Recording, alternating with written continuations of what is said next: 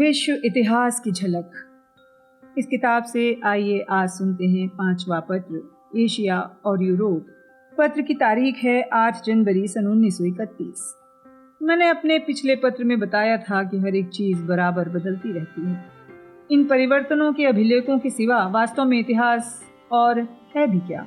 अगर पुराने जमाने में बहुत कम परिवर्तन हुए होते तो इतिहास लिखने के लिए कुछ मसाला ही नहीं होता।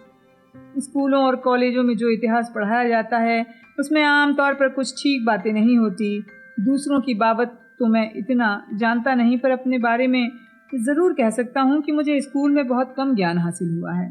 मैंने भारत के इतिहास के बारे में बहुत ही कम और इंग्लैंड के इतिहास के बारे में बहुत सी बातें स्कूल में पढ़ी। भारत का इतिहास जो कुछ मैंने पढ़ा है वो ज़्यादातर गलत या तोड़ा मरोड़ा हुआ था। ऐसे लोगों का लिखा हुआ था जो हमारे देश को नफरत की नज़र से देखते हैं। दूसरे देशों के इतिहास के बारे में मेरा ज्ञान बहुत धुंधला है। कॉलेज छोड़ने के बाद मैंने कुछ इतिहास पढ़ा है।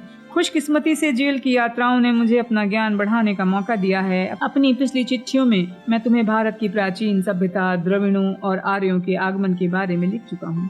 मैंने आर्यों के आने के पहले के ज़माने का कोई हाल इन पत्रों में नहीं लिखा था क्योंकि मुझे ज़्यादा नहीं पता था। लेकिन तुम्हें ये जानकर दिलचस्पी होगी कि भारत में इन पिछले वर्षों में मैंने एक बहुत प्राचीन सभ्यता के चिन्ह खोज निकाले हैं। ये चिन्ह उत्तर पश्चिम भारत में मोहनजोदाड़ो नाम की जगह के आसपास पाए गए हैं। करीब 5000 वर्ष पुराने इन खंडहरों को लोगों ने खोदा और वहाँ प्राचीन मिस्र सी मोमियाई भी मिली है। ये सब बातें हजारों साल पुरानी हैं, आर्यों के आने के बहुत पहले की हैं। यूरोप उस समय वीराना रहा होगा। आज यूरोप मजबूत और ताकतवर है और वहाँ रहने वाले अपने को दुनिया भर में सबसे ज़्यादा सभ्य और सुसंस्कृत समझते हैं। वे एशिया और उसके निवासियों को नफरत की नज़र से देखते हैं और एशिया के देशों में आकर जो कुछ यहाँ मिलता है उसे झपट ले जाते हैं। ज़माना बदल गया है। नक्शों की किताबें खोलो और देखो छोटा सा यूरोप एशिया के विशाल महाद्वीप से किस तरह चिपका हुआ है। ये एशिया की एक छोटी सी टांग मालूम होती है। तुम इतिहास पढ़ोगी तो मालूम होगा कि लंबे युगों और वर्षों तक उस पर एशिया का प्रभुत्व रहा है। एशिया के लोग बार बार बाढ़ की तरह यूरोप में गए और विजयी हुए। इन लोगों ने यूरोप को उजाड़ा भी और सभ्य भी बनाया। आर्य, शक, हूण, अरब, मंगोल और तुर्क ये सब एशिया के किसी न किसी हिस्से से आए और एशिया और यूरोप के सब हिस्सों में फैल गए। मालूम होता था कि एशिया इन्हें टिड्डी दल की तरह बेशुमार संख्या में पैदा कर रहा है। सच है कि यूरोप बहुत दिनों तक एशिया का उपनिवेश रहा और आज के यूरोप की बहुत सी जातियां एशिया से गए हुए इन हमला करने वालों के वंशज हैं। एशिया एक बड़े और भारी भरकम देव की तरह नक्शे में एक सिरे से दूसरे सिरे तक फैला पड़ा है। यूरोप छोटा सा है, लेकिन इसका मतलब ये नहीं कि एशिया अपने विस्तार के कारण बड़ा है या ये कि यूरोप ज्यादा ध्यान दिए जाने योग्य नहीं है। किसी आदमी या देश का आकार उसकी महानता की सबसे तुच्छ कसौटी है। हम अच्छी तरह जानते हैं कि यूरोप सब महाद्वीपों से छोटा होने पर भी आज महान है। हम ये भी जानते हैं कि यूरोप के अनेक देशों के इतिहास में शानदार युग हुए हैं। इन देशों ने विज्ञान के बड़े बड़े पंडित पैदा किए जिन्होंने अपनी खोजों और आविष्कारों से मानवीय सभ्यता को बहुत आगे तक बढ़ाया। इन देशों में बड़े बड़े लेखक, विचारक, कलाकार, संगीतज्ञ और कर्मवीर पैदा हुए हैं।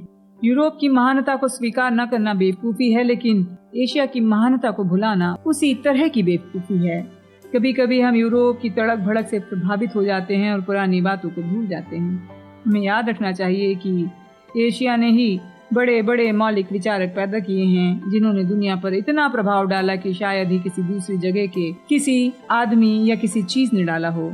ये हैं संसार के मुख्य धर्मों के महान प्रवर्तक। हिंदू धर्म जो आजकल के बड़े मजहबों में सबसे पुराना है, भारत की देन है।